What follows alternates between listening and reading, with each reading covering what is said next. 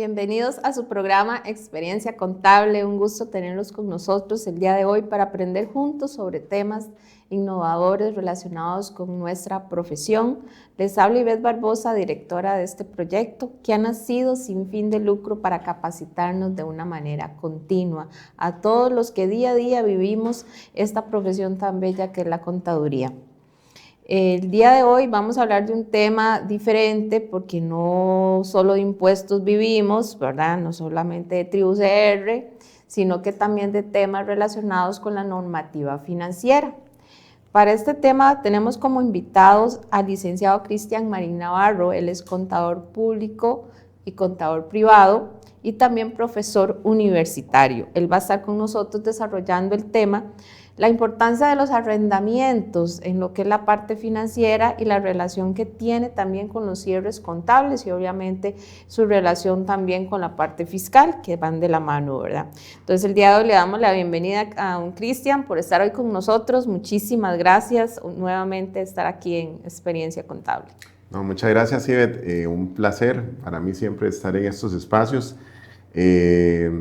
Veo que cada vez evoluciona más el espacio y eso es bastante significativo y un honor poder estar acá en estas instalaciones y de verdad cualquier momento que necesiten participación mía, pues con mucho gusto, dado que todos que queremos y sentimos la contabilidad de esta forma, pues siempre nunca vamos a ver que esto es un espacio de un desgaste, sino más bien es una oportunidad de enseñar. Y siempre digo ahora, ya pasa un poco el tiempo y yo digo que es el tiempo de enseñar porque ya debemos de empezar a generar nuevos prospectos, dejar experiencias a los que vienen atrás para que puedan desarrollarse mejor o igual como lo hacemos todos nosotros. Exactamente, yo creo que ya a estas alturas ya nosotros decimos que vamos a dejar ese legado de conocimiento en las personas, ¿verdad? En los estudiantes que día a día estamos y con los contadores que están iniciando la profesión, que ya están iniciando de una manera diferente, ya con inteligencia artificial,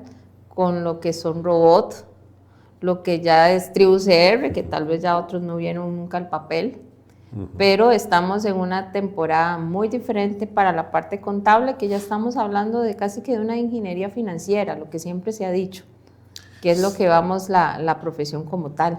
Correcto, más bien aprovecho esos espacios para que los muchachos que nos ven y que están empezando a estudiar contabilidad o que ya están desarrollándose y que ya casi toman las riendas de una institución o de una empresa, que ojalá tengan la perspectiva, ¿verdad?, de que realmente la contabilidad ha cambiado bastante. Yo soy del creer que ya cuando nos encierran en los aspectos debe y haber, ya no debe ser así, ¿verdad? Ya ahora tenemos contadores que tienen que manejar datas específicas, tienen que trabajar con mucha información y esa información lo que hace es que tengamos herramientas nuevas. Antes decíamos, es que lo moderno de una empresa es tener un sistema que te haga la mayorización y te genere unos asientos y por ahí tener los balances. Ya hoy pasamos a otro nivel, tenemos que tener contadores que manejen información, que manejen datas, que ojalá se puedan especializar en otros campos y que vayan poco a poco de la mano, porque tampoco es como que vamos a tener un contador de inteligencia artificial mañana mismo en la empresa, sino que básicamente tenemos que ir de la mano con la tecnología y tenemos que ir aprendiendo de tableros, de dashboard, de manejo de bases de datos, análisis de información, porque realmente ya los sistemas nos hacen mucha de la parte de nosotros. Y creo que pues por ahí tenemos que empezar a cambiar. Yo soy del creer que tenemos que empezar a cambiar el prototipo. Tal vez a veces me sienten que hablo de un superhéroe contable, pero realmente de lo que hablamos es de un contador más profesional, que esa es la parte que me interesa mucho, dar ese mensaje a los muchachos. ¿No? Exactamente, y ese brinco de lo que es un registro solamente contable a ser ya analistas de la información como tal.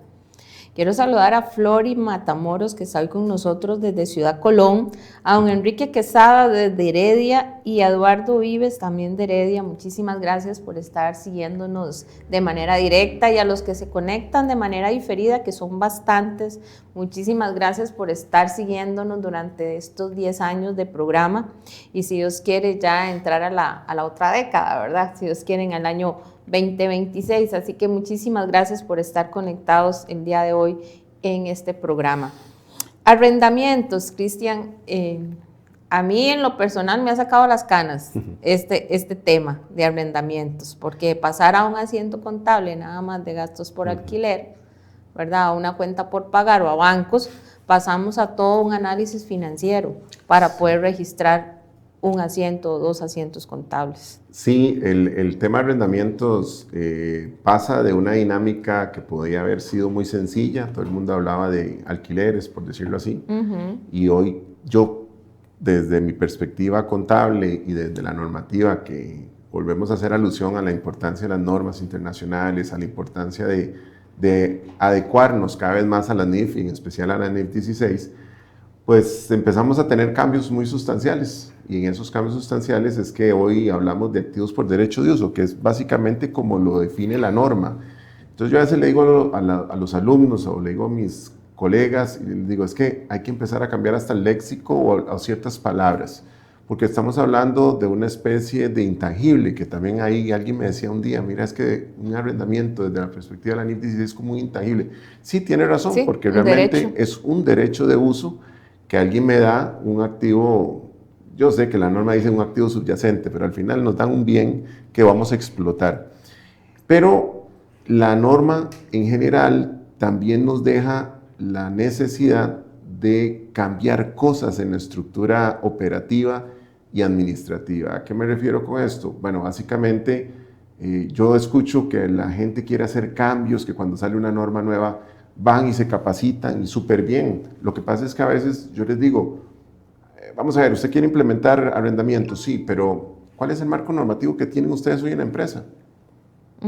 Y dicen, bueno, y llevamos la contabilidad de una forma y el muchacho que nos lleva la contabilidad la lleva muy bien, pero el tema aquí es si ha hecho el cambio o no ha hecho el cambio a tener una estructura más formal, más competente, más transparente, como es tener una empresa con normas internacionales.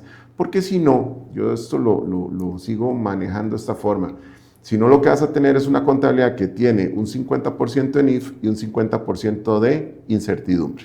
Que es la mayoría de las empresas en nuestro país. Y eso es lo que queremos que también venderle un poco, o tenemos que tratar que nuestros estudiantes hagan, que sean un poquito más, yo les digo atrevidos desde la perspectiva de que no lleguen a una empresa y sigan el proceso que llevaba el otro contador, sino que investiguen, determinen cómo está la contabilidad y propongan a la administración pues que deberían de dar el paso. Porque si estamos hablando de arrendamiento desde una perspectiva NIF 16, es para poder garantizar que la normativa está en función a una contabilidad estándar, que ya es una contabilidad que tiene buenos preceptos contables. Y también, pues hago aquí aprovechando el espacio porque me gusta mucho, no solo vivir del mundo de NIF, porque es que también nos damos mucho el esfuerzo de estar solamente en NIF. Recordemos que hay dos marcos normativos, que están las normas internacionales de información financiera y están las normas internacionales para las pymes. Y en las normas internacionales para las pymes tenemos una sección 20 específica para arrendamientos, que no hace mucho tenemos la nueva versión y en esa nueva versión le da un realce a los arrendamientos también. Entonces, a veces hay que estar ubicados muy bien en esos enfoques para poder garantizar que la empresa vaya a hacer las cosas bien. Yo no quito que lo vayan a hacer y que pongan en práctica un tratamiento contable internacional de buenas prácticas, súper bien, pero ojalá que ese esfuerzo también lo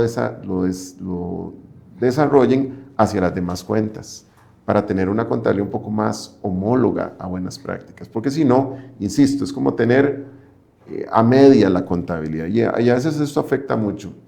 Y es que si logramos tener esto bien ordenado, los procesos que nos pide la norma van a ser más sencillos. Yo estuve conversando esta semana con una muchacha que está empezando contabilidad y está empezando en esta parte contable. Yo le decía que no es tanto las NIF, sino es el ordenamiento de la contabilidad como tal.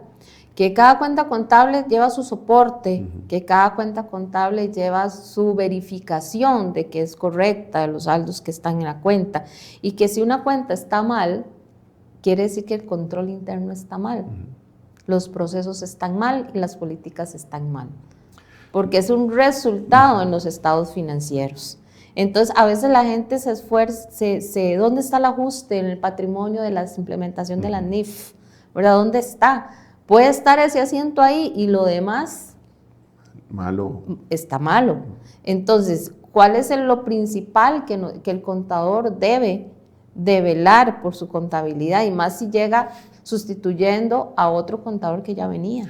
Sí, de hecho, hoy trabajar en arrendamientos en una empresa hace que cambie un poco el perfil del contador. Y lo voy a poner porque a veces decimos, es que tengo el mejor sistema. No, no es tener el mejor sistema. Esta norma le pone un reto a los contadores y hay que ser muy sincero. Vamos a ver, ¿cuál es el primer reto? Porque hay que hablar también del perfil que tenemos que empezar nosotros a desarrollar. Primer perfil o el primer cambio, tenemos que ser contadores que ahora empiezan a leer contratos. Lectura completa, plena, para determinar esas cláusulas que ahorita voy a mencionar que son fundamentales. Pero entonces, ese contador que dice que no tengo que leer, que solo soy muy matemático, que soy muy rápido con una calculadora en su momento, porque ya no hay, pero tenemos que cambiar un poco ese esquema, leer los contratos de punta a punta. Eso es lo primero. Dentro de nuestro perfil y en nuestra preparación académica, la norma nos exige a que tenemos que empezar a hacer algo que no era muy usual en los contadores de hace muchos años cuando yo empezaba. Tenemos que ser más financistas porque la norma nos pide hacer unos cálculos de proyectar las cuotas incluso a valor presente. Qué curioso, ¿verdad? Porque entonces nos meten una dinámica que no era la de nosotros. Bueno, ese es un segundo punto. Y tercero, que me parece a mí una parte interesante es la importancia de que la administración haga clic con el contador. ¿Y por qué? Bueno, por una razón fundamental. La administración tiene que dar el aval principal en esta norma específica en un aspecto. Esta norma tiene una excepción, una gran excepción. ¿Cuál es esa excepción? Que la administración tiene que, para los arrendatarios, en el caso de que si fueran arrendatarios, la administración tiene que definir una política contable sobre la cuantía menor que puede tener un arrendamiento y que se sale de la dinámica de un arrendamiento financiero, porque la norma habla o de un arrendamiento operativo, por decirlo así, y un arrendamiento financiero. Y entonces van a decir, bueno, pero ¿qué es un arrendamiento? ¿Qué es un arrendamiento financiero para esta norma? Y hoy en día son todos, con excepciones. Y la excepción de un arrendamiento hoy que tengamos que sea de menos de un año o de una cuantía menor, dice la norma. Entonces todo el mundo se queda sin suspenso. ¿Y qué es una cuantía menor? La cuantía menor es una decisión de la administración junto con la contabilidad de definir para ellos, dentro de sus ámbitos de materialidad, dentro de sus ámbitos de operación, qué es para ellos un arrendamiento de una cuantía menor de un valor de un activo. Es decir, pueden ser 2 millones de colones, pueden ser 5 millones de colones, pueden ser 10 millones de colones. Eso es una decisión de la administración. Y lo define la administración, se trabaja sobre esa política y ya sabes que de ahí hacia abajo todos serán operativos, aunque sean de más de 2 años. O de ahí partís hacia la ejecución de ir contabilizando los arrendamientos financieros. Pero esto no es solo el contador, esto es un tema que es integral y es un tema que nos ve en nuestro mundo contable, ¿verdad? Nos ve de una forma muy ordenada, porque no es IBET ni es CRISEN el que define en un departamento. Mira, este año le vamos a decir que es 1 millón, o el otro año pasémoslo a 3 porque las computadoras que estamos comprando valen 2 millones, son alquiladas, y la verdad es que no quiero hacer registros complicados. Entonces pasemos todas las computadoras, pasemos la cuantía a 3 millones y todas las computadoras que se compren van a ser operativas. No es bajo ese criterio que se trabaja hoy en día. Entonces la contabilidad nos está exigiendo un rol muy diferente. Leer, hacer cálculos financieros, tener estos elementos en relación con la administración sobre políticas muy bien desarrolladas y luego pues empezar a hacer un juego muy interesante en el registro, que esa es la parte más interesante que está en esta norma. Tiene una serie de pasos para poder reconocer los arrendamientos que en su mayoría van a ser financieros. ¿Por qué? Porque la mayoría de los contratos que tenemos hoy en las empresas son mayores a 1 año y esa es una de las 2 condiciones que hace que los arrendamientos los veamos hoy con cara de financieros dentro de las organizaciones. Nos dice Jorge Mario Berríos, un contrato de arrendamiento que es por 1 año, si no se renueva, ¿queda renovado de forma automática? ¿Qué pasa si se requiere renovarlo en otra fecha? Ok, eso es uno de los detalles importantes que tenemos que analizar con el tema de la norma. Y que dicha que toca el tema de las renovaciones o prórrogas, como le llamamos algunos. Vamos a ver, un contrato de arrendamiento, cuando se va a reconocer, pasa por varios filtros. El primer filtro es saber si hay un activo o no. Eso es lo más importante. Usted lee el contrato y usted dice, bueno, sí, vamos a alquilar computadoras que son mega tecnológicas y que cada una vale 5 millones de colones. Y como la política que tenemos nosotros era de 2 millones, esos arrendamientos definitivamente son arrendamientos financieros. ¿Por qué? Porque si hay un activo que vamos a alquilar, son las computadoras. Supera los 2 años, supera el año y además supera la cuantía menor. Ve los elementos de check que hay que ir haciendo en este tipo de transacciones. Perfecto. Ahora sí, vamos a la segunda parte, a la interesante. Ok, ya tengo el contrato, que es mi respaldo, ya tengo las condiciones que cumplen con lo que dice la norma. Pero entonces viene la parte interesante. ¿Qué es lo que yo tengo que hacer? Bueno, el contrato dice que son por 3 años, 36 meses, y que cada mes vamos a pagar, no sé, $1,000, $2,000 por esos arrendamientos que pueden ser 5, 10 o 100 computadoras. Punto número 1, y esto es importante que todos lo pongan ahí en sus agenditas. Punto número 1, tengo que hacer un cálculo de esas cuotas en el momento de iniciar el arrendamiento. Vean que no estoy hablando cuando ya voy por la mitad o cuando ya voy a finalizar, que pronto veo que puedo hacer un cambio. ¿Qué es lo que tengo que hacer? Ese primer comienzo del arrendamiento hago un cálculo y llevo a valor presente las 36 cuotas. Muy matemático, muy financiero, sí, saco el valor y eso corresponderá a mi pasivo dentro de mi obligación, mi pasivo versus mi activo. Pero a veces, y eso es importante tenerlo porque la norma dice que hay 3 costos adicionales, aparte del cálculo, esto es para el pasivo. Pero ¿qué pasa con el activo? Bueno, si son computadoras, posiblemente el activo y el pasivo sean iguales. Pero, ¿qué pasa si tuviéramos que hacerle un trabajo adicional a esas computadoras de instalaciones y todo eso? Bueno, eso la norma lo considera como costos directamente atribuibles al bien. Y esos costos le sumarían al valor del activo. Ok, punto número 2. ¿Y qué pasa si yo tuviera que hacer desmantelamientos o tuviera que hacer algún trabajo adicional posterior al tema de, posterior al uso de esos activos, que yo tuviera un costo adicional? Bueno, esos costos de desmantelamiento también formarían parte del valor del activo. Alguien me dice, pero eso es pensar a futuro. No, es que puede ser que una cláusula de un contrato tenga una condición particular, que esos equipos fueron conectados, fueron instalados, y que al final de los 36 meses yo tengo que cubrir con un costo. Es una provisión que vamos a hacer y sumaría el valor del activo. Entonces, como podemos tener el activo y el pasivo en algún momento iguales, podemos tener en algún momento también el activo un poco más alto que el pasivo. El pasivo se va a amortizar como una deuda normal, con intereses y amortización, y el activo llegaría a tener un valor que se empieza a depreciar de acuerdo a las políticas que tenga la empresa. Por eso insisto, qué importantes son las políticas. A mí es un tema que... ahí es un juego entre políticas, tiempo del contrato y el valor real del activo. Pero para atender un poquito la pregunta del muchacho, es que ahí viene la otra parte, otro costo que deberíamos, otro elemento que tenemos que considerar. Y gracias por la pregunta. Nosotros tenemos que determinar en ese inicio del contrato si hay una alta probabilidad, así lo dice la norma, y disculpen que sea tan técnico, pero es que son palabras que son... Es una norma muy técnica. Sí, son palabras que son muy precisas. Dice, tiene que hacerse la valoración de la alta probabilidad que exista de que este contrato se vaya a renovar.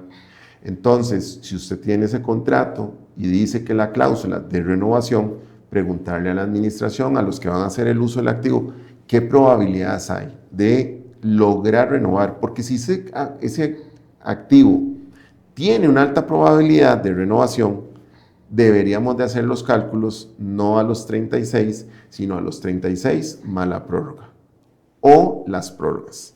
A veces a uno valora algunos estados financieros o comentarios de algunos compañeros o amigos y le dicen a uno, es que no sé, yo soy nuevo, yo no sé si estos contratos se renuevan, pero volvés a ver al otro lado donde tienen contratos similares y se da uno cuenta que tienen hasta 2 renovaciones. ¿Qué es lo que me está indicando esa valoración? Que ese contrato debería de renovarse al menos 1 o 2 veces, porque ya tenés ejemplos dentro de la organización de contratos muy similares que han tenido una renovación. Entonces, esta norma no es llegar al último día y pensar si hay una renovación. Es una norma que desde el inicio te está haciendo una observación de considerar dentro de la historia, dentro de la vida útil del activo y dentro del pasivo, porque recuerden, una renovación sería 36 cuotas más el pasivo que teníamos reconocido, podría ser el doble, y estas cosas también hay que valorarlas, no tanto valorarlas, porque si valorarlas significaría como lo hago o no lo hago, no, sino que son elementos que deberíamos de decirlo a la administración superior y decirle, vean, este contrato de este arrendamiento de estos aviones o de estas fábricas ya no es lo que ustedes pensaban, el monto del pasivo que va a incrementar su situación financiera podría ser de tantos miles de millones. Entonces, para responder un poco a la respuesta, para responder al compañero, ese contrato, las prórrogas tienen que ser medibles al inicio y ojalá tengan muy buenos respaldos sobre la alta probabilidad que tienen de renovarse para que sean considerados en el plazo del activo y en el plazo en el cual se va a amortizar el pasivo. ¿Qué opinas analizando lo que nos estás comentando de un caso? Implementan la NIP 16, tenían una bodega con un alquiler de 600,000 colones, 500,000 colones, y un edificio por un alquiler de más de 20 millones. Entonces, cuando ellos hacen el análisis, toman por el monto del monto de materialidad, indican el monto de la bodega, va a quedar fuera de nuestro estudio para arrendamiento porque realmente no llega a la línea que vamos a determinar para arrendamientos, pero el edificio sí. Entonces se maneja por 4 años, desde la norma entró en el 19. 16 ya la teníamos en nuestras manos. ¿Y obligación? 19. 19, ¿verdad? Entonces la implementan en el 19. Este año, en la auditoría, en el 25, en 24, dicen que no, que tiene que pasar a arrendamientos. La bodega. La bodega, porque el contrato sigue, que es lo que estás diciendo. Entonces, hay un pulso. La política del monto de la materialidad, ¿verdad? El monto que no consideran que es para arrendamiento, porque es una bodega y un monto pequeño, pero auditoría está por el tiempo. Entonces, ¿qué opinas según el análisis que hiciste sobre el monto del valor o sobre el valor o el tiempo del contrato? Es que el tema ahí, y ahora me quito el saco de contador y me pongo el de auditor. Vamos a ver, la norma habla de cuantía menor sobre el valor del activo, no sobre la cuota, porque una computadora puede tener hoy una cuota de $100. Sí, $100. Si nos vamos con el valor del activo, sí, esa bodega, menos donde está ubicada.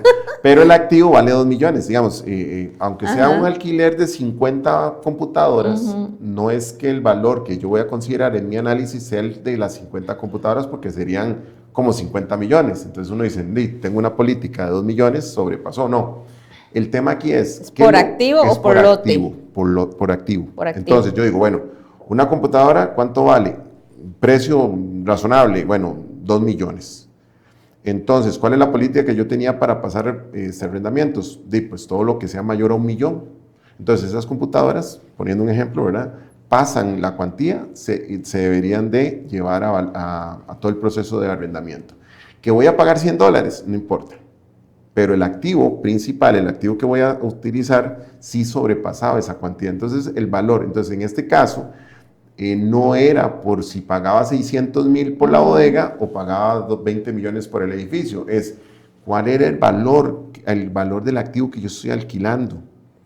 Y ese valor de ese activo sobrepasaba posiblemente esa cuantía o ese monto que la administración definió. Entonces, para tomar esa decisión necesitan el valor del activo. Claro, por eso es que siempre en esta norma es importante cuál es el subyacente, cuál es el activo que está hoy en función a este contrato. Una bodega, ¿cuánto vale esa bodega? Ok, ¿cuál es su política? 2, 3, 5, 10, 15, 20 millones.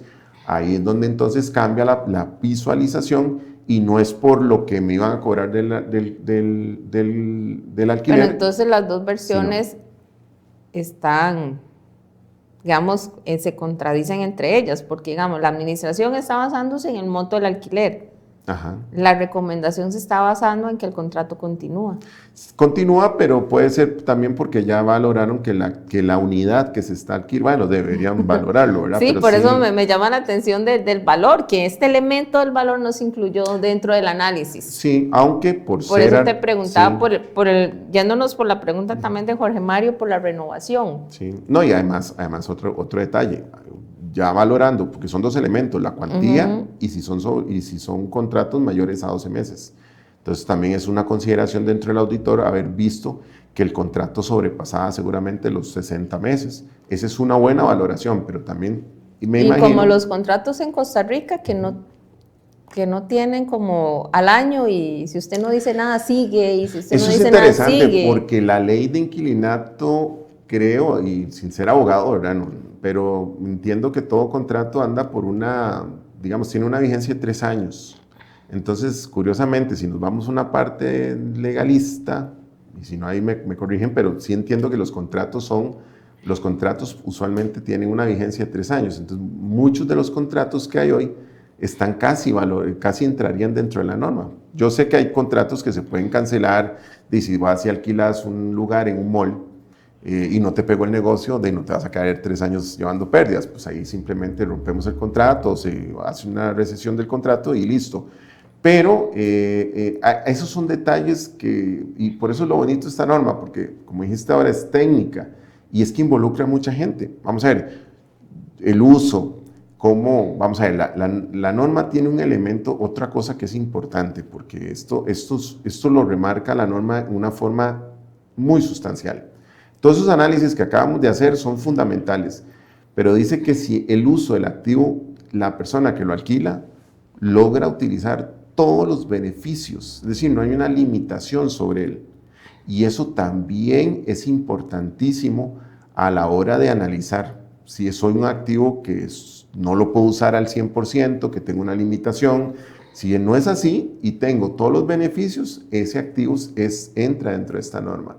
Por eso es que, insisto, y a los muchachos que están ahorita en la universidad y que esta norma la deberíamos de dar en conta 2, digo yo a veces, y no en conta 5 o 6, ¿verdad? Conta Digo yo. 3 por ahí, todavía. Deberíamos de verla anticipadamente porque hoy en día el alquiler es una figura muy propia en las empresas. Exacto, muy propia en los Y si a negocios. esto le sumamos que todos estos contratos usualmente tienen dólares de por medio, hay un efecto de diferencial cambiario muy importante que se va a Que estar lo genera, generando principalmente en el pasivo, porque en el activo quedaría el tipo de cambio en el que se adquiere. El tipo histórico. Y hoy en día, metiéndole un poquito más de bulla, con referencia a lo que va a hacer la NIF 18 en los cambios que va a tener en el estado de resultados, todavía es más importante, ¿verdad?, tener muy bien registrados estos bienes porque podrían generar, digamos, alguna situación particular a la hora de estructurar el balance. Entonces, yo insisto,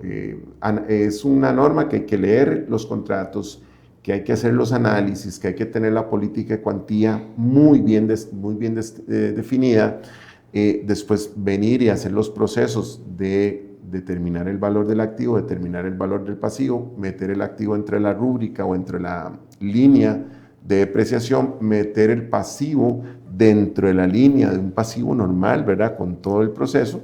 Y después de ahí, pues empezaríamos ya nosotros a tener la necesidad de revelar la información de esos contratos.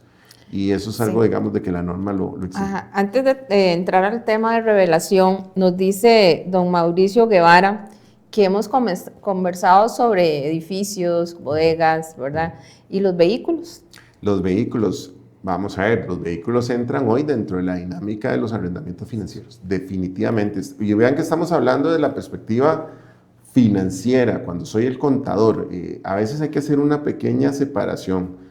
A veces queremos un 1 a 1 y a veces no se puede hacer ese 1 a 1. Si estamos contablemente, estamos llevando buenas políticas contables, estamos haciendo los tratamientos que la norma nos exige, tenemos que separarnos de que hasta los vehículos estarían entrando hoy dentro de la dinámica. Pero, vamos a ver, vuelvo a lo mismo. Un vehículo anda hoy, pongámosle que 15 millones de colones, si son nuevos, de ahí hacia arriba. 15, 30, si usted quiere 60 millones, lo que usted se imagine.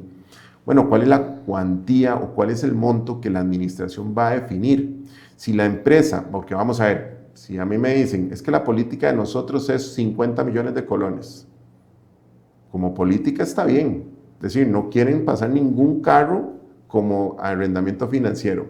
Ahora, ¿qué efecto va a tener esto en los datos que usted está generando? Porque entonces lo que estarías es casi que haciendo que un auditor te haga una observación mayor por estar trabajando con una política que no es consecuente con lo que la norma pide. Entonces, para mí, tienen que sentarse con la administración, posiblemente van a definir, en este caso con los vehículos, una cuantía de 5 millones si no quieren pasar tal vez las computadoras, 3, 2 millones puede ser, pero cuando hablamos ya de un vehículo, me lo están dando para usar, que es la esencia de la norma. Quiere decir entonces que esos vehículos vamos a tener que registrarlos de acuerdo a las normas internacionales como un activo por derecho de uso. Así el contrato diga en grande, en letras mayúsculas, que es operativo. ¿Por qué? Porque recordemos que nosotros nos basamos hoy en el principio de esencia sobre la forma. Es decir, nuestros registros contables se basan en esencia de la transacción y no meramente en el aspecto legal, es decir, respetando todo lo que legalmente es un contrato totalmente válido, pero de la esencia de ese contrato, de acuerdo a las mejores prácticas, lo que me está diciendo es que yo tengo un activo por derecho de uso, que es por más de 12 meses, que esa es la condición que hubo después de que teníamos NIC 17 a pasar a NIC 16, lo que nos dice la norma es todo. ¿Y esto por qué? Y esto también la gente a veces se pregunta, ¿pero por qué cambió tanto la norma? Vieron que eso me deja mucho problema. Sí. Bueno, es que realmente había distorsión. Yo creo que la mayoría no hizo para atrás. No, y es que la norma, lo que pasó con esto es que tal vez el comité de normas lo que está diciendo es que había demasiada distorsión con lo que había con los estados financieros. Recordemos que las normas tienen un principio fundamental que es la comparabilidad entre empresas. Entonces era raro que la empresa IBET, unas cosas, todos los vehículos los llevaba operativos y yo tratando de hacer mejor registro los llevaba financieros. Financiero. Que por eso los cambios que se vienen ahora, ¿verdad? Ahora los cambios, ¿por qué se dan? Porque todo el mundo hacía el estado de flujo efectivo, arrancando de la utilidad neta, arrancaban de la utilidad operativa, arrancaban de la utilidad... Por la flexibilidad que daba la NIC 7. Por la flexibilidad. ¿Ahora qué? Porque decía, si usted quiere los intereses, los revela, si quiere los revela en operativos, si quiere los revela en inversión. Claro, ya ahora es como más, igual, si va a hablar el mismo idioma, el estado de resultados con el estado de flujo de efectivo, ya vamos a ver una línea más entendible a la hora de ver los ingresos y gastos, ¿verdad? Y otra cosa que también estaba pasando con esto de los arrendamientos es que habían empresas que no están reportando en libros la realidad económica de sus bienes. Por ejemplo, habían empresas que no tenían activos. Todo lo llevaban como un gasto. Todo llevaban a gasto. Entonces, a veces usted... La porción que iban registrando. Exacto. Entonces, esta norma los presiona para registrar sus activos, hacer mejor comparaciones entre empresas, que es el fin de las normas, y con eso, pues, garantizar un poquito más comparabilidad, que creo que es lo más importante en esto. Don Jorge Mario nos dice, en un arrendamiento con opción de compra se hacen pagos extraordinarios. ¿Cuál debería ser el trato de esos pagos? Pagos extraordinarios. Bueno, la norma tiene una particularidad. Vamos a ver, usted tiene que hacer la mejor proyección de esos flujos, porque, vamos a ver, está registrando un activo que que obviamente no se puede tocar y tenés una condición específica con tus pasivos. ¿Qué pasa cuando hay pagos extraordinarios? Bueno, insisto, y aquí es donde hay que leer delgadito. Hay una parte que habla de remedición. ¿Qué es una remedición? Que si los flujos que usted estimó al inicio están empezando a variar de forma significativa, que es un detalle, si cambian de forma significativa, no sé, por ejemplo, si estaba el arrendamiento en colones y ahora lo pasan a dólares, habría que revisar si no hay que hacer una remisión, es decir, un nuevo recálculo para reconocer correctamente el pasivo y ver si hay algún cambio en el activo. Entonces, la norma sí exige, cuando se dan estas variables importantes, y más cuando son pagos, porque aquí tal vez no me lo han preguntado, pero también se dan contratos en donde los pagos pueden ser variables. No precisamente pagar los $5,000 todos los meses, puede ser que haya algunos cambios. Entonces, sí, cuando se dan estos movimientos muy fuertes, puede ser que de pronto la norma lo que exige es que hay que hacer una remedición de forma que podamos terminar el contrato con la cuota, digamos, correspondiente y el valor del activo como debe ser. Antes de que conversemos sobre la revelación, nos dice Mario Alberto Rivera que nos demos como una explicación del efecto tributario con la NIF 16 a nivel de conciliación de NIF 12. Bueno, ahí hay, vamos a ver, fiscalmente, pues hay una consideración particular con todos los arrendamientos, que es yo le llamo como una forma de, una motivación por tener contratos de arrendamientos que todo se va como gasto. Sin embargo, vean lo que va a suceder financieramente. Es otro mapa, es otro planeta. Es decir, vas a empezar a ver que tenés un activo y un pasivo. Y por el otro lado, al estado de resultado le estás aplicando el 100% de la cuota. Entonces, ¿qué es lo que pasa? Que lo estás dividiendo en dos, vas a tener intereses y vas a tener sí, lo que pasa, y tal vez con esta pregunta, porque a veces entonces sale mejor tenerlo en el estado de resultados porque todo es cuota y aquí no, pero bueno, hay que hacer una valoración. Aquí estás pasando depreciación y estás pasando gastos financieros. Exacto. Que afectan el estado de resultados. Por allá estás pasando el 100%. Bueno, habría que hacer un poco la relación de cuál es el efecto que estarías llevando, porque también decirle a la administración, no, es que registramos un activo, y la administración va a decir, pero ¿de qué me está hablando si estamos pagando carros? Y entonces ahí es donde uno también tiene que hacer un poquito más de proyección sobre los números, muy importante, el análisis, y caer en cuenta de que podríamos tener el mismo o gasto muy parecido, sí, realmente haciendo varía, la comparación. Sí, varía muy poco realmente. Pero es un beneficio. Sí. Pero es que interesante, entonces ahí es donde también tenemos que decirle a los muchachos y a los contadores que hoy llevan este tipo de contabilidad, la importancia que nace de algo que yo al menos cuando me enseñaron la contabilidad en el colegio vocacional Monseñor Sanabria, que les mando un saludote siempre, ¿verdad? Siempre los llevo aquí muy, muy presente el colegio. Nunca nos enseñaron y nunca nos mencionaron que en el futuro, en ese momento, la contabilidad va a tener una conciliación fiscal, ¿verdad? Obviamente entendía pues, los criterios que se usaban en ese momento, pero es algo importantísimo. A veces cuando yo escucho que hay contabilidades unipersonales, yo digo, ¿cómo hacen? ¿Cómo hacen con todo lo que hay que hacer? Hasta para un cálculo del registro, yo pensaría que estas contabilidades deberían de tener al menos una persona más, que lleve los arrendamientos y la conciliación fiscal, y el otro que haga todo lo demás. Pero a veces también hasta en esa parte tenemos que aprender a poder empoderar a esos departamentos de contabilidad, que me parece muy importante. No creo en departamentos unipersonales, tienen que ser muy bien acompañados para poder salir adelante con tantas cosas. Con tanto cambio normativo y fiscal. Eduardo Vives nos dice, el activo como tal se registra el valor histórico. Al hacer el cambio de moneda hay un efecto fiscal y altera la norma, por decirlo así de una forma. Vamos a ver, el registro del activo que haría es histórico, que él menciona, que haría más bien en función del cálculo de las cuotas que va a darnos ese contrato. Y quedamos con un tipo de cambio histórico, con un valor histórico. Sea colones, sea dólares, nos mantenemos igual. Bueno, y no hemos hablado de un detalle. Bueno, para el compañero, exacto, ese día que nosotros hacemos el cálculo de esos $1,000 durante 60 meses, los llevamos a valor presente, y como el contrato arranca en noviembre del 2025, el tipo de cambio de noviembre de 2025, y se nos quedó el activo para depreciarlo de por vida. Exacto. Pero no hemos hablado de un detalle, porque dijimos el proceso de llevar a valor presente. Y aquí la pregunta es que para llevar a valor presente unas cuotas, tengo que tener una tasa de interés. La pregunta es, ¿cuál tasa de interés uso? Que eso es lo que usualmente me escriben, ¿verdad? Los alumnos, o cuando damos un curso, sale de pronto ahí y dicen, ¿cuál tasa de interés uso? ¿La del banco que tenemos nosotros, relación? No. Vamos a ver, hay dos elementos. La norma dice una tasa incremental y una tasa implícita.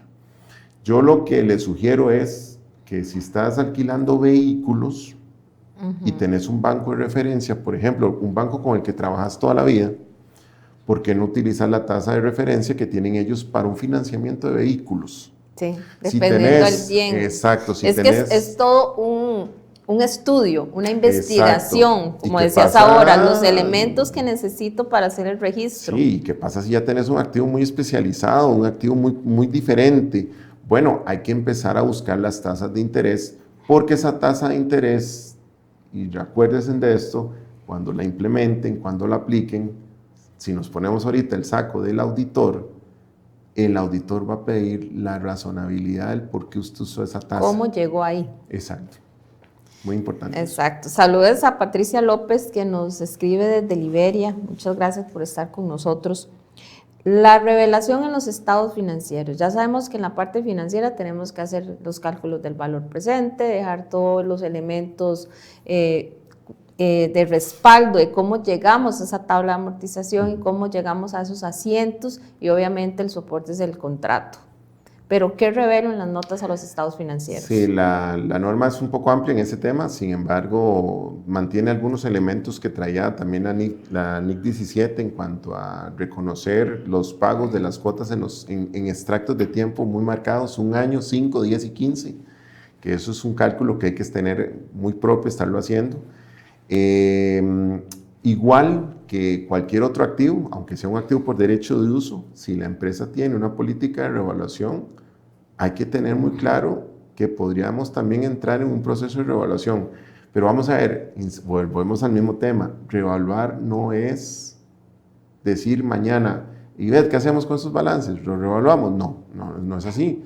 Es decir, la administración tiene que tener una política muy clara de si revalúo o no revalúo mis activos. Si revalúo, ¿cuál es el método adecuado? Y hoy tenemos 3 métodos: valor de reposición, por flujo de efectivo o utilizando un perito. Y pues básicamente usar el perito es como lo más, tal vez es la parte más objetiva que podríamos tener para hacerlo. Entonces, ese tipo de revelaciones, si estás reevaluando cómo fue el revalúo, cuáles fueron las prácticas, cuáles fueron los mecanismos que se utilizan para dar valor, para llevar esto a valor razonable, son parte de esas revelaciones que hay que ir teniendo. La cantidad de contratos que hay, las características de los contratos que tenemos. Porque vamos a ver, si yo soy el usuario de un estado financiero, usualmente lo que voy a leer es una línea, si estoy aplicando una muy buena segregación, como lo están pidiendo hoy en la NIC 18, arrendamientos por derecho de uso, y lo que vamos a encontrar ahí es un monto. Ni vos ni yo sabemos ni cómo lo deprecian, ni qué es. Entonces, ¿qué es lo que pasa? Que en la revelación de las notas, esa nota tan bonita que vamos a desarrollar, pues va a venir con una serie de elementos. Incluso cláusulas muy específicas sobre prórrogas y cláusulas muy específicas sobre la cancelación, si hay o no de los arrendamientos. Sí, para mí es una de las notas más difíciles de llenar. Las de arrendamientos. Es un reto. Yo cuando veo esta norma, yo le llamo un reto. Sí, es un reto primero hacer los cálculos, el valor presente. ¿Por qué? Porque somos contadores, en mi caso, no éramos financieros, nosotros veíamos solo a nivel del registro. Cuando salen estas nuevas normas, la 16, la 9, que es todo un reto también para nosotros, nos enseña que la contabilidad va más allá de la parte real, sino que también la parte funcional financiera, que tal vez nunca usamos y ya la empezamos a usar, ¿verdad? Y yo insisto en y la revelación de notas, Cristian, como dice un amigo por ahí, se las trae. O sea, es algo que es todo como, no es una tablita de activos fijos, no. Sí, yo más bien, y aprovecho aquí para darle otro saludo a don Carlos Castro, que para mí es un mentor en este tema de las normas, fue profesor mío, y la verdad es que siempre le agradezco porque creo que él me dio la llave para ingresar al tema de normas, y siempre se lo agradeceré, pero y comentando con él, a veces con este tema de revelaciones, qué importante, y es, bueno, tal vez no sé si lo podría hacer yo, pero sí tal vez hay algún muchacho que quiera meterse más en la parte de dejar legados, y es que nos hace falta mucha bibliografía. Sí. Conocemos que son muy pocos los que hoy generan material para tener, y nacional, que es lo más importante. Y yo siempre he pensado no podemos encontrar un libro que habla de todo. O pero uno específico por de lo menos revelaciones. específicos de la 9, de la 16, que son las más fuertes, y yo espero que ahora que salga la 18, alguien realmente se mete de cabeza, investigue, y obviamente el que reciba el pago que se merece, ¿verdad? Sí. Porque digamos la 18 va a ser otra norma fuerte de aplicar y que vamos a necesitar una guía, y no es que te vayan a presentar diapositivas o cuadritos, no, necesitamos realmente un documento que quede ya delegado para para lo que es la implementación de normas, como en este caso que hablamos ahora, la 16. Ojalá se pueda desarrollar un buen ejercicio. Y yo creo que todos los contadores que vivimos de la educación tenemos como una meta hacer un libro alguna vez. Sí, ¿Verdad uno que sí? o dos, ¿verdad? Uno tenemos ahí bien clarito. Que me lo diga don Jorge Montoya, que siempre estamos hablando de hacer un libro de ciertos temas. Y cuando nos sentamos o nos pensionemos, decimos nosotros, ¿verdad? Esa es la ilusión, pero bueno, ahí la mantenemos. Pero bueno, ahí vamos. Saludos a Gloria Barrantes, que nos ve desde Ciudad Colón, nos dice buena charla, explicación muy clara. Saludos a usted también. Cristian, y esa revelación, digamos, yo no sé si has visto las notas de estados financieros, a veces son muy básicas, ¿verdad? Pero, digamos, considero que la de arrendamientos tiene que cumplir un mínimo de elementos. Sí, vamos a ver, ahorita no recuerdo cuántos son los párrafos que venían ya en la parte de revelación, solo que hay un detalle también. En la revelación no estaríamos hablando solamente de los arrendamientos financieros como arrendatario. Acuérdense que esto se puede dinamizar a otro nivel cuando ya también estamos arrendando parte de nuestras propiedades de inversión que podríamos tener. Ahí también tendríamos otro tipo de revelaciones específicas sobre también y cómo estamos llevando esos arrendamientos. Antes la norma NIC 17 tenía una particularidad que pedía una homologación. Si el arrendador tenía un arrendamiento operativo, yo tenía que tener un arrendamiento operativo. Si el otro tenía un arrendamiento financiero, yo tenía... Con esta norma NIC 16, a nivel de lo que era arrendatario, se pierde esa lógica.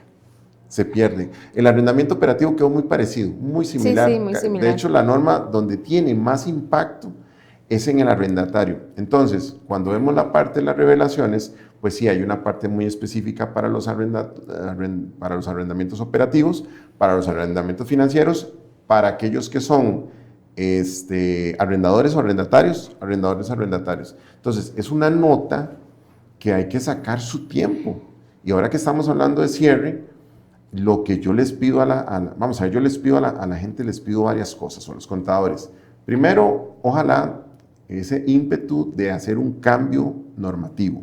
Tenemos muchos elementos para garantizar. Hoy a veces escucho a compañeros o amigos que están hablando ahorita de sostenibilidad y no tenemos muy claro si la empresa está en normas o no está en normas. Si es una empresa que está hoy dentro de las empresas que Hacienda ha dicho que son grandes contribuyentes, están llevando los cursos, están haciendo un montón de cosas y es un tema muy delicado. Sí, es muy delicado. Yo siento que si esto es especializado, sostenibilidad muchísimo más especializado. Entonces yo lo que le digo a los contadores es, vamos a ver, busquemos un momento de calma, de paciencia y ubiquémonos en dónde estoy. Y ojalá tengan esa proactividad de lograr un lugar y que no le teman a una implementación de normas pymes. También. Que aunque suene pymes, yo sé que a empresas grandes no les va a gustar que les digan pymes, pero bueno, son pymes desde la perspectiva contable, pero les da un marco de acción. Y ese marco de acción, con la versión nueva de pymes que tenemos ahora, pues la parte de arrendamientos logra tener la misma relación que tiene la NIC 16. Entonces, insisto, la parte de revelaciones es amplia, hay que sacar su tiempo, hay que determinar lo que materialmente podemos expresar para ser más claros, porque vuelvo a insistir, un número en el balance no nos dice mucho y detrás de eso puede haber tipos de depreciaciones, revaluaciones si la empresa lo hace, puede tener análisis de deterioro. Es También. que es un activo y como activo pasa por todos los flujos. Todos los elementos que conlleva sacar la medición posterior. Entonces, y la revelación. Hay que tener mucho cuidado también con todos esos elementos y pues yo insisto a la gente a tomarse su tiempo también a leer la norma porque tenemos que aprender para poderla implementar. Cristian, muchísimas gracias realmente por estar con nosotros. Siempre es un gusto tenerte. Me encanta cómo explicas cada uno de los temas. Por algo eres profesor. Y yo sé que las personas están encantadas con la explicación. Quiero despedirme regalándole esa tacita por los 10 años. Esta que está ahí. Por los 10 años que tenemos de estar juntos en el programa. Y gracias por compartir el conocimiento y la experiencia con nosotros. Realmente ha sido todo un honor tenerlo acá y espero que no sea, que ahora cuando llegue la NIF 18 se prepare también para darnos una charlita de este tipo. Muchísimas gracias. Y a todos los que nos están viendo también, muchísimas gracias y espero vernos la próxima semana a partir de las 7 de la noche. Muchas gracias, Cristian. No, muchas gracias y que sean 10 o 1000 años más. Si Dios lo permite, así será. Y nos vemos la próxima semana. Somos Experiencia Contable. Gracias.